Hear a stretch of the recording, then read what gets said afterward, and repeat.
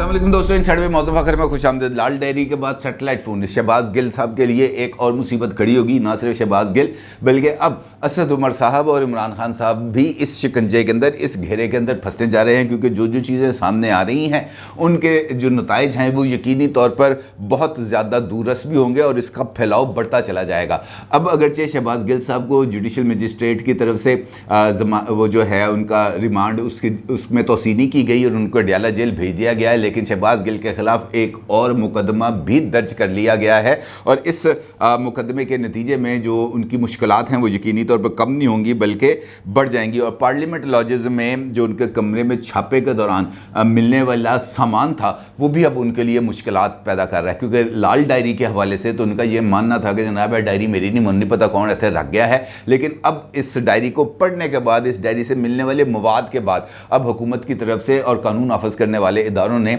शहबाज गिल साहब से एक तहरीर ले ली है, उर्दू में भी, अंग्रेज़ी में भी, और साथ उनकी मैथमेटिकल जो भी चीज़ें हैं वो तमाम चीज़ें ले ली गई हैं और उसका अब मुआयना कराया जाएगा इस डायरी में लिखी जाने वाली लिखावट के साथ, हैंड राइटिंग के साथ, और फिर हैंड राइटिंग एक्सपर्ट्स इस बारे में अपनी राय देंगे कि जनाब ये जो लिखावट है शहबाज गिल साहब की और ये जो तहरीर पाई जा रही है लाल डायरी में, क्या ये किसी एक शख्स ने लिखी है, और अगर ये तहरीर मैच कर जाती है, फॉरेंसिक एविडेंस आ जाता है, हैंड राइटिंग एक्सपर्ट्स ये कह देते हैं कि लाल डायरी के अंदर जो कुछ लिखा हुआ है वो शहबाज गिल साहब ने लिखा है, तो फिर शहबाज गिल साहब गए, फिर उनकी बचत का कोई इम्कान नहीं है, बल्कि उस डायरी के अंदर जो जो कुछ चीज़ें सामने आ रही हैं, जो जो हिसाब किताब सामने आ रहा है, जो कई हदायत सामने आ रही हैं, जो फ़ोन नंबर्स लिखे हुए हैं, वो तमाम की तमाम चीज़ें बहुत ही ज़्यादा ख़तरनाक हैं और उनके इशारे जाकर दूसरी तरफ जाकर मिलते हैं। और फिर उसके बाद ये जो एविडेंस साबित होने के बाद जो अगली कार्रवाई होगी वो यकीनन इमरान खान के सर में ऐसा दर्द लगाएगी कि वो दर्द ख़त्म होने का नाम नहीं लेगा। अब इसके साथ साथ जब छापा मारा गया तो मुख्तलिफ यूएसबीज़ में मिली, उन यूएसबीज़ का भी मुआयना किया गया। यूएसबीज़ के ऊपर शहबाज गिल साहब का ये नहीं कहना था कि ये यूएसबीज़ मेरी नहीं है, उन्होंने सिर्फ लाल डायरी और एक अमेरिकन साख्ता जो पिस्तौल मिला था उसके ऊपर उन्होंने कहा था कि ये दो चीज़ें मेरी नहीं हैं। इसके साथ साथ वहाँ से जो सैटेलाइट फ़ोन मिला उसने भी नया पेंडोरा बॉक्स खोल दिया कि ये सैटेलाइट फ़ोन किसका है, कब ख़रीदा गया, किससे ख़रीदा गया, और इस सैटेलाइट फ़ोन के ज़रिए कहाँ कहाँ पर राब्ते किए गए और ये सैटेलाइट फ़ोन की इस्तेमाल करने की ज़रूरत क्यों पेश आई। अब इस सैटेलाइट फ़ोन का जो जहाँ तक पाकिस्तान के अंदर इसके बारे में सैटेलाइट फ़ोन रखने की या वो जो हामिल शख्सियात हैं वो और उसकी इजाज़तनामे का एक बड़ा तवील प्रोसेस है। हर एक बंदे को सैटेलाइट फ़ोन ख़रीदने की इजाज़त नहीं है, क्योंकि एक तो वो उसका कॉस्ट बहुत ज़्यादा महंगी है, उसकी कॉल कॉस्ट बहुत ज़्यादा महंगी है, डॉलर के अंदर उसकी पेमेंट करनी पड़ती है।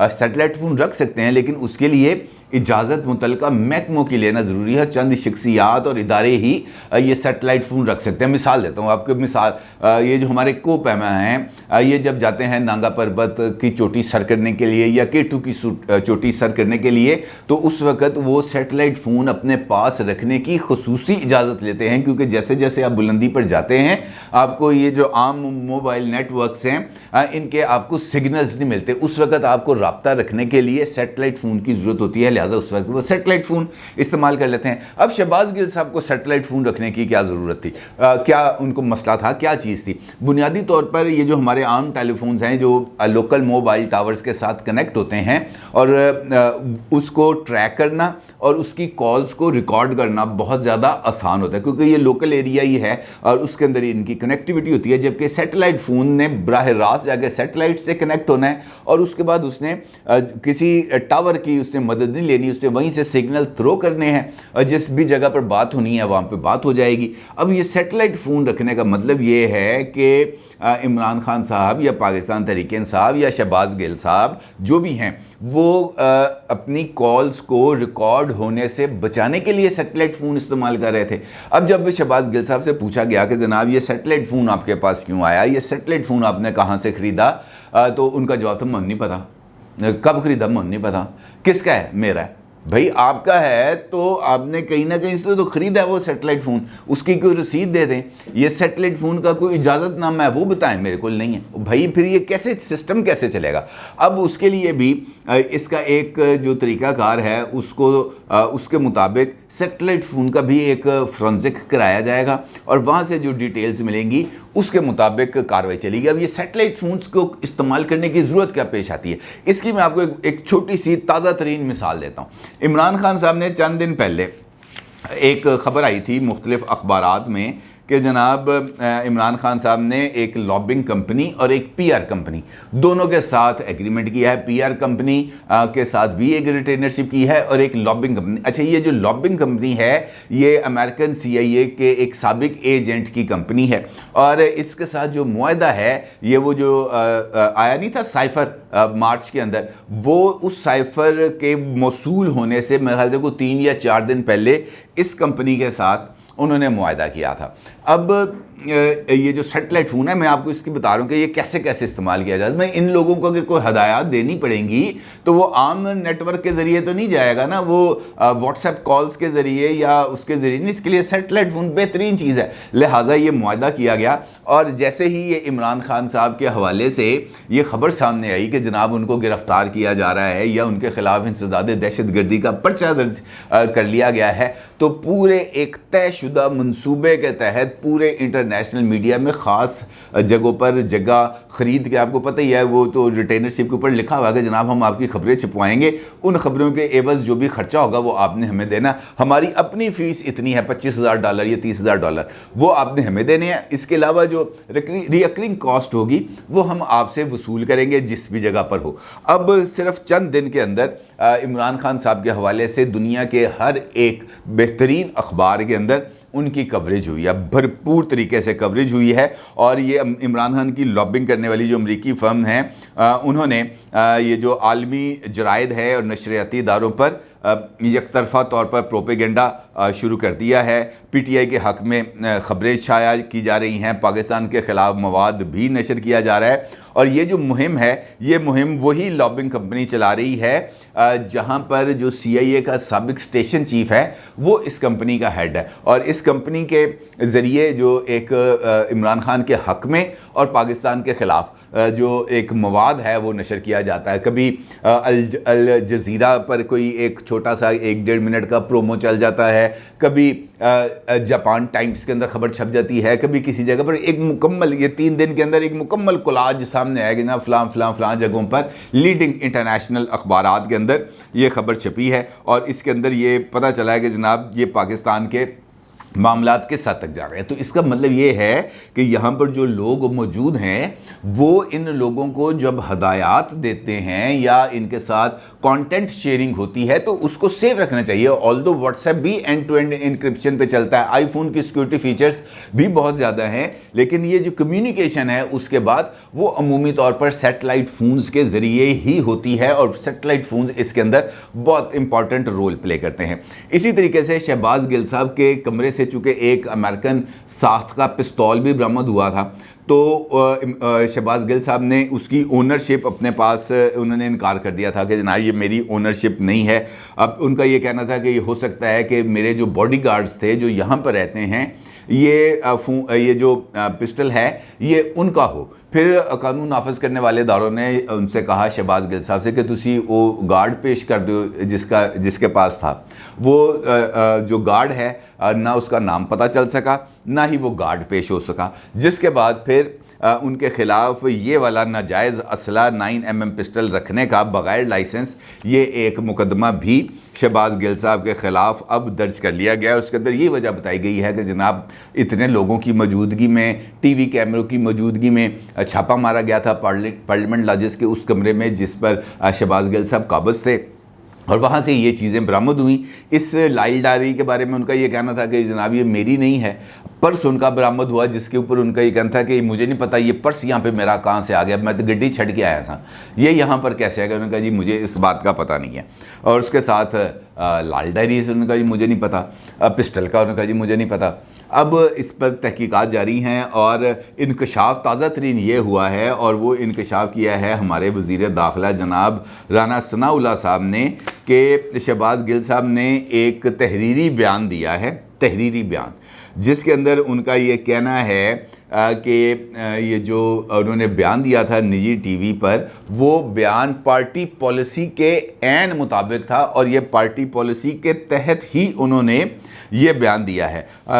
राना सनाउल्लाह का ये कहना है कि शहबाज गिल साहब के इस तहरीरी इतराफ़ी बयान के बाद अब इमरान खान के ख़िलाफ़ कार्रवाई भी होनी चाहिए और इमरान खान को गिरफ़्तार भी करना चाहिए, और इत्तेहादियों की मुशावरत से उन्हें गिरफ़्तार कर लिया जाएगा। साथ उनका ये कहना है कि इमरान खान की ज़मानत मनसूख हुई तो फिर गिरफ़्तारी मसला नहीं है, फिर हम अदालत के अंदर ही उनको गिरफ़्तार करके भी दिखाएंगे। और ये PTI वाले अगर ये समझते हैं कि ये मुल्क जाम कर देंगे या कोई एहतजाज करेंगे, तो ये ज़रा उस गिरफ़्तारी के बाद एहतजाज करके दिखाएं।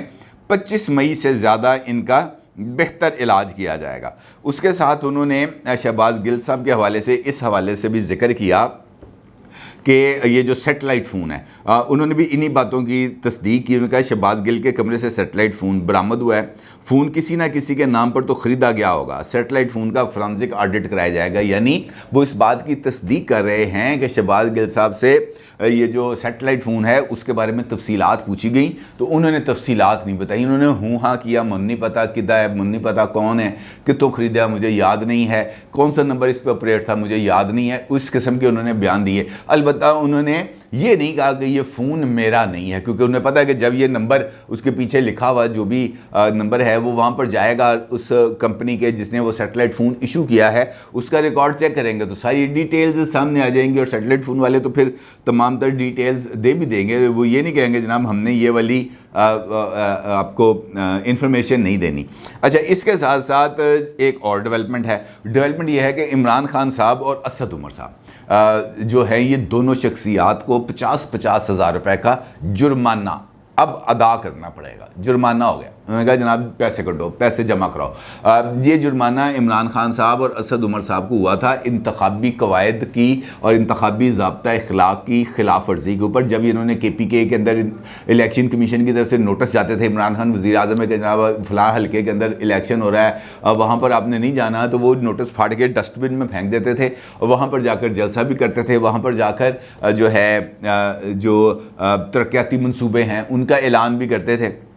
इसके ऊपर इलेक्शन कमीशन ने उनको नोटिस जारी किए थे, उन्होंने उन नोटिस की पैरवी नहीं की, जिसके ऊपर उनको 50,000 रुपया जुर्माना हो गया। 50,000 रुपया असद उमर को जुर्माना हो गया, 50,000 इमरान खान साहब को जुर्माना हो गया। अब उन्होंने जुर्माना अदा करने की बजाय इलेक्शन कमीशन में ही अपील दायर कर दी कि जनाब ये जुर्माना वापस लिया जाए, और उसके बाद अपील दायर कर दी। इलेक्शन कमीशन ने समाअत शुरू की तो जनाब ना कोई खुद आ रहे हैं ना वकील पेश कर रहे हैं, फिर ये चलता रहा मामला। और उसके बाद आज इलेक्शन कमीशन ऑफ पाकिस्तान ने उनकी ये दरख्वास्तें खारिज कर दी हैं कि जनाब ना इमरान खान का वकील आ रहा है, ना असद उमर का वकील आ रहा है, किसी का कोई वकील नहीं आ रहा, मुकदमे की ये पैरवी नहीं कर रहे, ये सिर्फ और सिर्फ टाइम गेनिंग कर रहे थे। लिहाजा उन्होंने कहा जनाब चुको अपना सामान से निकलो और ये 50-50 हज़ार रुपया जुर्माना जमा कराएं। बज़ाहिर देखने में ये बात बड़ी मामूली लगती है कि जनाब ये 50,000 रुपया जुर्माना अदा करेंगे और उसके बाद जान खलासी हो जाएगी, लेकिन इसके कॉन्सिक्वेंसेस हैं, बड़ी सीवियर किस्म के कॉन्सिक्वेंसेस हैं। कॉन्सिक्वेंसेस इस वजह से कि दो चीज़ें साबित हो जाती हैं। एक चीज़ तो ये साबित हो जाती है कि इमरान खान साहब की नज़र में कानून और इदारों का किसी किस्म का कोई एहतराम नहीं है। अगर उनको किसी काम से रोका जाए तो उन्होंने वो काम करके छोड़ना है, क्योंकि उन्होंने ये तय कर लिया कि मैंने ये काम करना है। लिहाजा जो हाईएस्ट पोजीशन पर जो बंदा मौजूद है या जो लीडिंग पोजीशन पर बंदा मौजूद है, वो अगर ख़ुद कानून का एहतराम नहीं करेगा, अगर वो ट्रैफिक सिग्नल पर गाड़ी नहीं रोकेगा तो बाकी पीछे आने वाले 10 बंदे वो इशारा तोड़ के निकल जाएंगे। ये आपने रोज़मर्रा मुशाहिदा किया होगा। आप किसी जगह पर खड़े होंगे, ट्रैफिक सिग्नल पर रेड लाइट होगी, कोई एक गाड़ी या मोटरसाइकिल वाला आएगा, वो यूँ दाएँ बाएँ देखेगा और क्रॉस करके निकल जाएगा। वो एक क्या निकलेगा, उसके पीछे फिर 10 बंदे निकल जाते हैं, फिर कोई नहीं रुकता। फिर कहते हैं कि अगर कार्रवाई होगी तो पहले उसके खिलाफ होगी फिर हमारे खिलाफ होगी। यही मामला इनका है। ये भी यही कहते हैं कि जनाब अगर इमरान खान साहब कानून तोड़ेंगे, अगर इमरान खान साहब कानून का एहतराम नहीं करेंगे तो फिर निचले दर्जे के ऊपर जाकर, लोअर लेवल के ऊपर आकर आम आदमी तक वो तब तक ये मैसेज आएगा कि इमरान खान साहब इलेक्शन कमीशन को जूते की नोक पर रखते हैं, लिहाजा हमें भी इलेक्शन कमीशन की कोई परवाह नहीं। इमरान खान साहब कानून का एहतराम नहीं करते, अदालत के सामने पेश नहीं होते, हमने भी अदालत के सामने नहीं पेश होना। जिस तरीके से ये जो था मामला उनका इंसदाद दहशत गर्दी की अदालत में, जिसकी ज़मानत आज रात 12 बजे ख़त्म होनी है, लेकिन आज उन्होंने पेश नहीं हुआ। उन्होंने कहा जनाब आज मैं जा रहा हूँ हरीपुर, वहाँ पे मैंने करना है जलसा, लिहाजा मैं आज पेश नहीं होऊंगा, मैं कल पेश होऊंगा। यानी वो आज उधर ही क़याम फरमाएंगे, कल वो आएंगे और वो अदालत में अगर उनका इरादा बना पेश होने का तो वो पेश हो जाएंगे, अदरवाइज़ नहीं। तो ये कानून का एहतराम बुनियादी फ़लसफ़ा है कि जब तक आप खुद पर कानून का एहतराम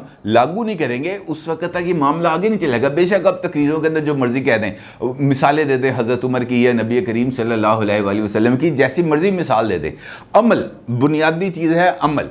जब आप कहते हैं कानून सबके लिए तो फिर वो कानून इमरान खान के लिए भी है। वो कानून अगर मौज़म फ़खर के लिए है तो वो कानून इमरान खान के लिए भी है, वो कानून नवाज शरीफ के लिए भी है, वो कानून मरीम नवाज़ के लिए भी है।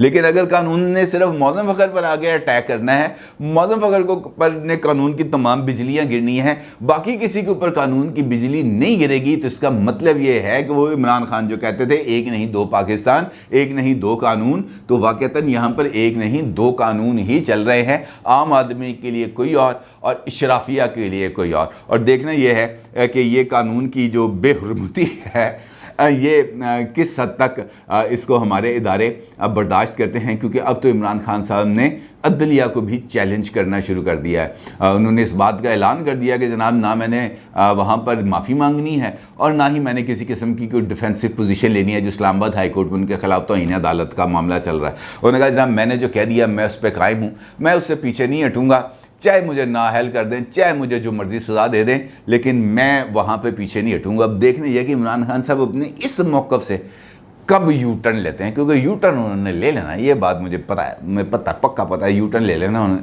अब देखना यह है कि वो यू टर्न कब लेंगे। अपनी राय का ज़रूर इज़हार कीजिएगा। आपका बहुत शुक्रिया। अल्लाह हाफ़िज़।